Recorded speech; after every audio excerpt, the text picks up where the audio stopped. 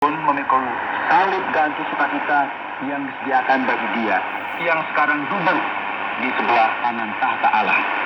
Saudara, kita perlu mengarahkan pandangan kita kepada Yesus dan melihat teladannya.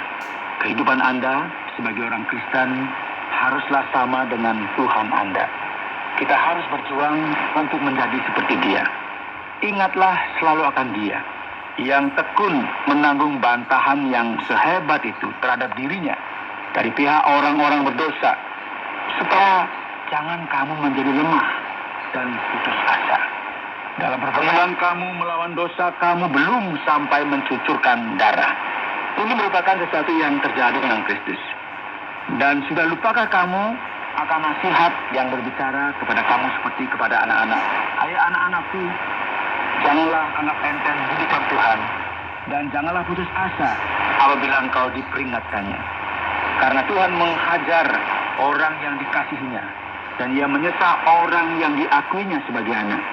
Jadi apa yang kita akan amati di sini dalam Amsal pasal 3 ini, penulis pada dasarnya berkata, perhatikanlah. Pencobaan yang engkau alami adalah sesuatu yang penting dan baik, yaitu bagaimana Tuhan mendisiplinkan kita. Alkitab mengatakan bahwa setiap anak memiliki kekurangannya masing-masing, namun mereka dikasihi oleh Bapaknya. Benar ya? Sama halnya dengan Allah juga. Dia tidak mau kita menjadi bahagia sepintas saja.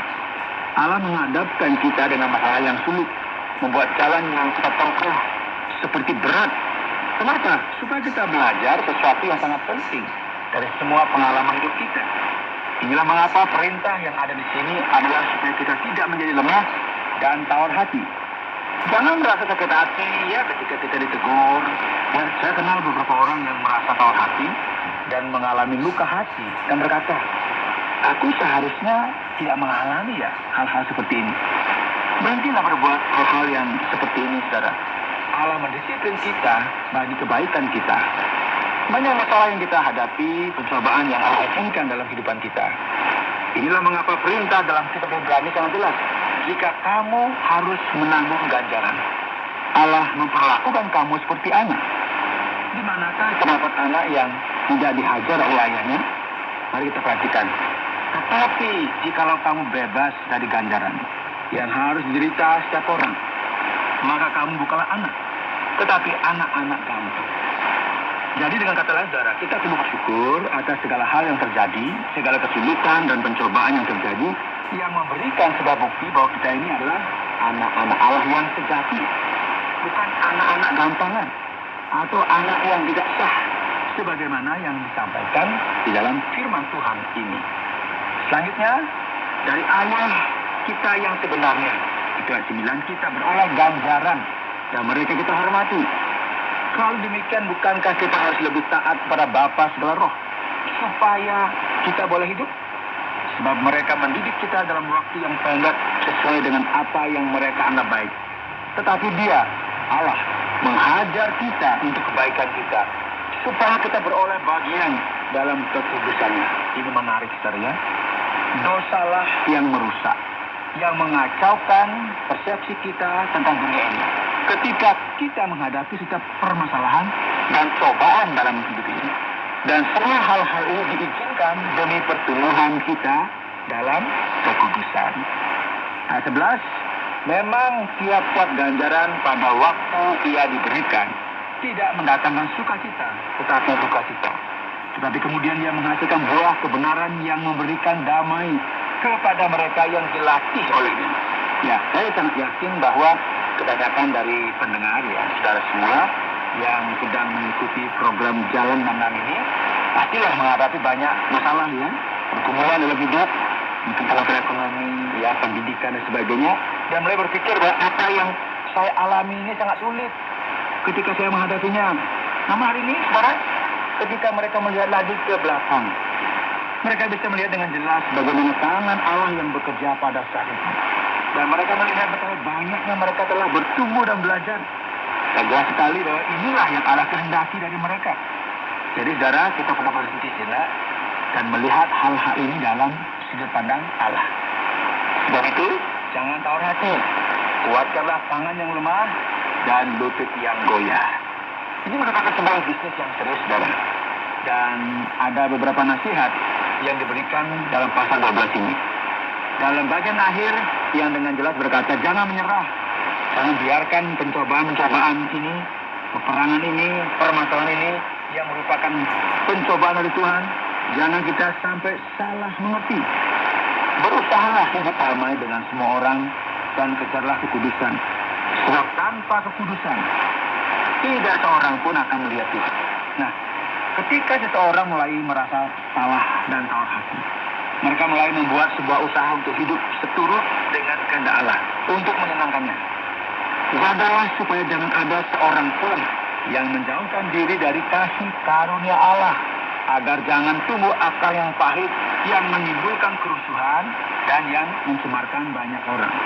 Dengan kata lain, saudara, jangan ada seorang pun yang mengizinkan akar pahit atau akar yang beracun menghancurkan persekutuan kita dengan umat Allah atau dengan teman-teman seiman. Janganlah ada orang yang menjadi cebol atau yang mempunyai nafsu yang rendah seperti Esau yang menjual hak keseluruhannya untuk sepiring makanan. Ia memandang rendah hal-hal rohani dan menjualnya begitu saja. Esau mengejar haknya, nah itu dengan genangan air mata. Namun ia tidak pernah mendapatkannya. Ini adalah gambaran dari seseorang yang jatuh dalam sebuah kemurtadan. Kita harus berdiri teguh karena masih ada banyak sekali hal-hal yang ada di depan. Firman Tuhan juga akan menyebutkan di sini pengalaman yang luar biasa yang dialami oleh Musa yang melihat hadirat Allah di Gunung Sinai. Anda ada dalam sebuah perjalanan saudara, tetapi kamu sudah datang ke Bukit Sion, ke kota Allah yang hidup, Yerusalem surgawi, dan kepada beribu-ribu malaikat, suatu kumpulan yang meriah, dan kepada jemaat anak-anak sulung yang namanya terdaftar di surga, dan kepada Allah yang menghakimi seorang, dan kepada roh-roh orang-orang benar yang telah menjadi sempurna, dan kepada Yesus pengantara perjanjian baru, dan kepada darah pemercikan yang berbukan lebih kuat daripada darah Habel. Dengan kata lain, berhentilah melihat hal-hal yang kecil dalam hidup ini. Mari kita memperhatikan karya Allah yang luar biasa yang telah dikerjakannya melalui Kristus, dan memahami semua ini dari sudut pandang Allah.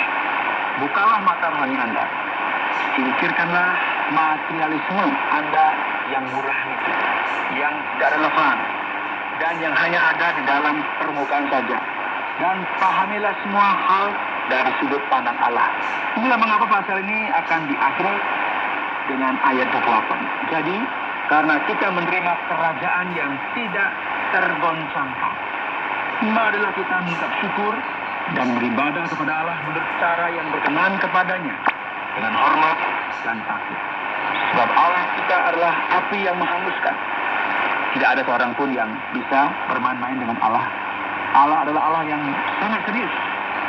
Tujuan kita adalah untuk bertumbuh dalam hubungan kita dengan Allah, dalam kekudusan, dan tentu kita akan menghadapi banyak hal ya, masalah dan kesulitan. Namun jangan kita menjadi tawar hati, karena kita tahu bahwa Allah adalah Allah yang sempurna. Allah yang dibalik semuanya. Ia adalah Allah yang mendisiplin Anda dan saya dalam hidup ini dengan sebuah tujuan yang sangat indah, penuh dengan kasih, yaitu supaya kita semua belajar untuk bertumbuh sebagaimana mestinya, sama seperti seorang bapak mengasihi dan mendisiplin anak-anaknya. Jadi mari kita harus mengingat hal ini dan memandang segala sesuatunya di kacamata Allah. Dialah yang ada di balik setiap masalah dan pencobaan kita.